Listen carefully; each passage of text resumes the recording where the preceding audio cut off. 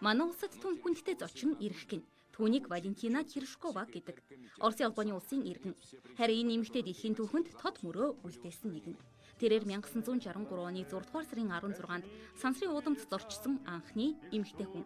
Дэлхийн түүх бичсэн Валентина Терeshkova Оросын албаны улсын анхны генерал цолтой эмэгтэй. Бас Монгол зөвлөлт холбоот улсын баатар цолоор шагнуулж байсан алтартан. Тэгвэл сансрын нисгэгч эмэгтэй манай улсад удахгүй ажиллах гин. Түүнийг улсын их хурлын гишүүн Шинэ Монголын төлөө санаачлах төрийн бус байгууллагын тэр хүн болд үржээ. Уулзалтын үеэр хадагта Валентина Терeshkovад Шинэ Монголын төлөө санаачлах төрийн бус байгууллагын насан туршийн бахархалт хүн шагнал гардуулжээ. Харин дэлхийн шинжлэх ухаанд том хувь нэмэр оруулсан эмэгтэй найрсгаар хүлээн авсан зурагтай. Бас монголчууд сансрын уудамд хүнээ илгээсэн хүчтэй орон.